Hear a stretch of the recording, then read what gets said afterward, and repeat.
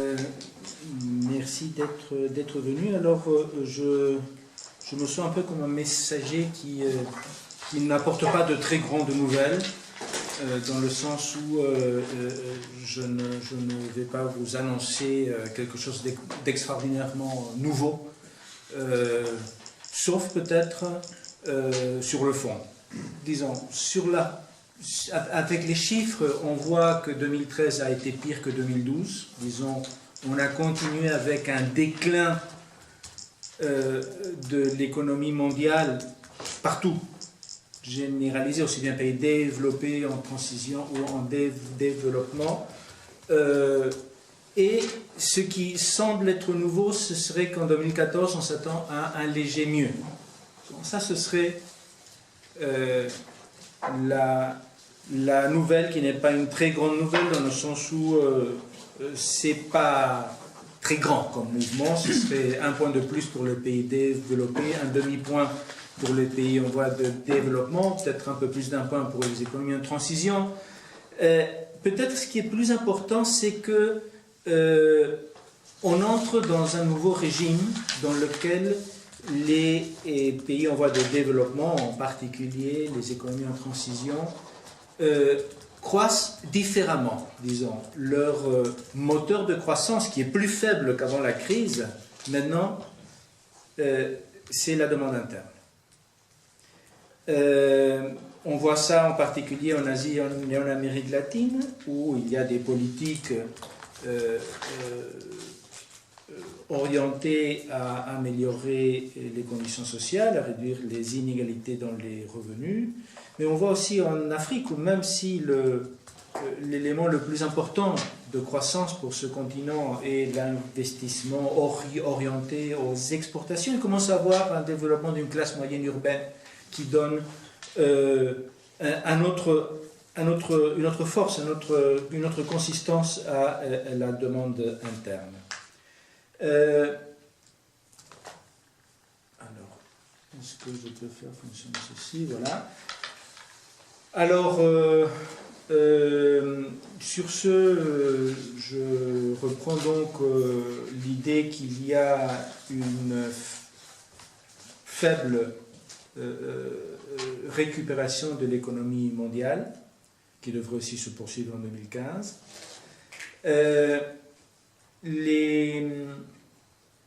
Les économies en voie de développement commencent elles aussi au moins à arrêter leur tendance déclinante, et 2014 devrait montrer, comme je disais avant, une certaine récupération sur des bases nouvelles. L'inflation continue à ne pas être un problème, sauf dans des cas très particuliers, mais on continue plutôt à avoir un risque de déflation dans les économies développées que d'inflation partout ailleurs. Et le commerce, il reflète l'activité économique. On peut pas voir le commerce international comme quelque chose d'autonome qui en lui-même peut relancer l'économie mondiale. Le commerce est très faible en 2013, autour de 2% de croissance seulement, parce que l'économie mondiale n'a pas cru, et on s'attend à une récupération en 2014-2015 autour de 5%, parce que l'économie mondiale devrait se récupérer. Ceci se voit aussi dans les prix des matières premières qui tendent à se maintenir à des niveaux qui sont en deçà des niveaux les plus élevés d'avant la crise, mais qui ne devraient pas continuer à descendre. Dans ce graphique, vous voyez donc cette espèce de déclin, avec une espérance, disons, à la hausse en 2014-2015. On montre aussi qu'on a été trop optimiste il y a un an. Disons, on s'attendait à une meilleure récupération économique qui n'a pas eu lieu encore. Et ce qui change aussi, c'est un peu le poids relatif et la contribution relative des pays en voie de développement et des pays développés dans l'économie mondiale. C'était de 2 tiers pour les pays en voie de développement l'année dernière. On s'attend à un peu moins maintenant parce que justement, il devrait avoir un léger mieux dans les pays développés. Et il ne faut pas oublier que même si ils ont été à l'épicentre de la crise, il reste 65% de l'économie mondiale en prix constant de 2005. Donc, un peu mieux dans les économies développées apporte beaucoup à la croissance mondiale. Et s'il ne devait contribuer qu'à hauteur de 50% dans les 2 années à venir, c'est bien parce que les économies en voie de développement vont croître plus vite que les pays développés. Alors, ce que j'ai dit, en gros, s'applique aux différentes régions et aux différents pays. Pour les États-Unis et l'Union européenne, on s'attend donc à une amélioration économique en 2014-2015 sans retourner quand même au niveau d'avant-crise. Pour le Japon, disons, la récupération devrait perdre un peu de dynamisme, mais on reste avec le soi-disant Abenomics, non, qui soutient l'économie. La même chose en gros pour les économies en voie de développement. On pense que 2013, pour certains 2012, a été le point bas dans cette après-crise et qu'il devrait avoir un certain mieux les années suivantes. Pour l'inflation, comme je vous disais avant, il n'y a pas de raison de fond qui puisse faire craindre une accélération significative, sauf des cas très ponctuels, et ce malgré le fait qu'en 2013, il y a certains pays qui ont dévalué leur monnaie. La question, c'est que d'un autre côté, leur demande justement n'a pas cru fortement, et donc les prix sont restés plutôt modérés.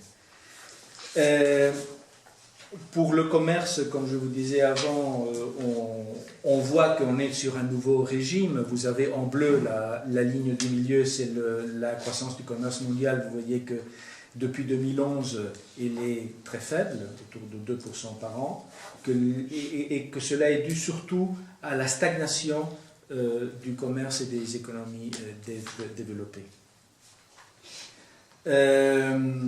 Pour les prix des matières premières, vous voyez qu'en 2012-2013, il y a eu un certain déclin, sauf pour le pétrole qui est resté assez stable.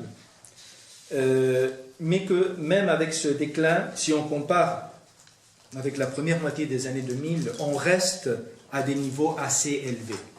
Et l'hypothèse qui se soutient dans ce rapport est que ceci va être comme la nouvelle donne. Donc on ne s'attend pas à une forte croissance supplémentaire des prix, mais pas non plus à une forte baisse. Le rapport parle plusieurs fois de new normal, non, comme d'une nouvelle normalité, comme quoi il faudrait s'attendre à avoir comme des choses normales maintenant, des taux de croissance moins forts et avec un niveau de prix des matières premières plus élevé qu'il y a 10 ans.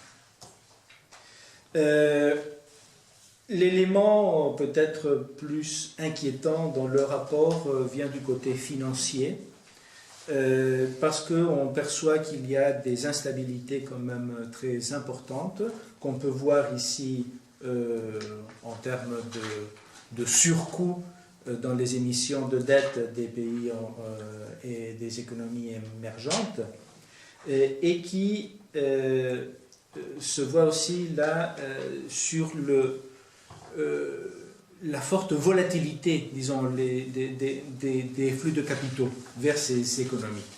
Donc, on se rend bien compte que ce qui se passe dans les pays développés impacte sur les économies en voie de développement, parce que les économies développées ont des politiques monétaires en fonction de leurs besoins. Si leurs besoins disent qu'il faut être très l'axe dans l'économie monétaire, on voit et crée beaucoup de liquidités qui ne s'emploient pas principalement dans les économies elles-mêmes, mais qui s'épandent, comment est-ce qu'on veut dire, se répandent vers d'autres marchés, en particulier les marchés financiers, des matières premières et des actifs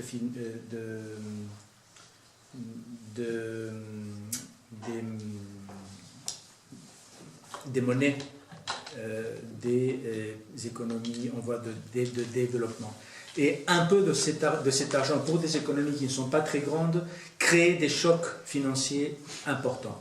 Donc ceci est un élément significatif d'instabilité pour ces économies. On l'a vu en 2012 et 2013, surtout lorsque l'annonce seulement d'un changement de politique monétaire aux États-Unis a créé une fuite des capitaux de ces pays-là et une dépression de leur monnaie et de leur marché financier. Finalement, quels sont les risques mentionnés dans le rapport? Bon, la fin d'une politique monétaire extrêmement expansive, en particulier aux États-Unis, ce qui ne veut pas dire hausse des taux d'intérêt de leur politique monétaire. Non, dans le rapport, on dit on s'attend à ce que toutes les économies développées maintiennent des taux directeurs de leur banque centrale très bas, près de zéro. Mais ce serait dans la politique monétaire que certains appellent non conventionnelle ou quantitative easing qu'il y aurait des changements. Et le fait qu'on a annoncé cette réduction qui a commencé à être mise en place en décembre aux États-Unis déjà a fait monter les taux d'intérêt de long terme. Et donc un risque serait que lorsque cette politique se poursuivra, et on s'attend à ce que ça se poursuive les mois qui viennent, pour être complété autour de la moitié de 2014, alors on se dit, il y a le risque que ces turbulences se reproduisent.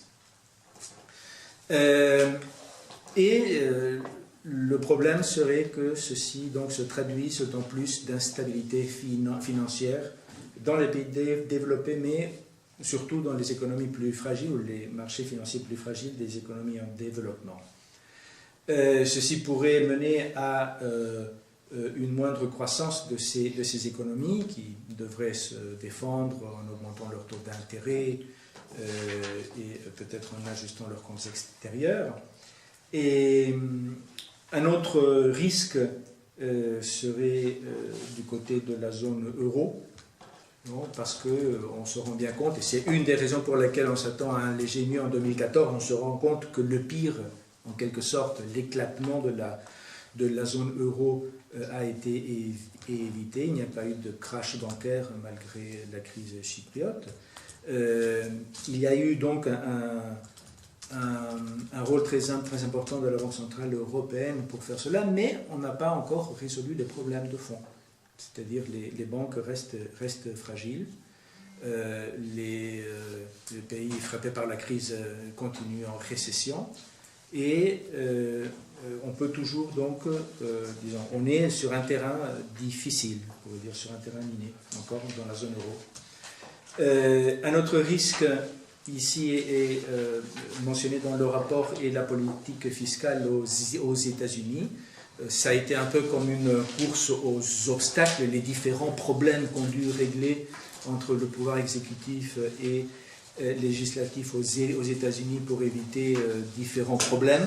Non, pas tous ont pu être évités. Il y a eu ce qu'on appelle la sequestration, une coupe dans les dépenses publiques un peu, disons, sans tenir compte des véritables besoins.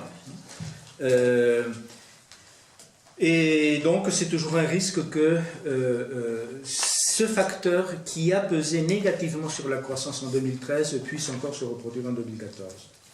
Finalement, questions géopolitiques ou risques dans l'environnement de désastres divers, bon, ceci, bien sûr, on n'est pas au couvert.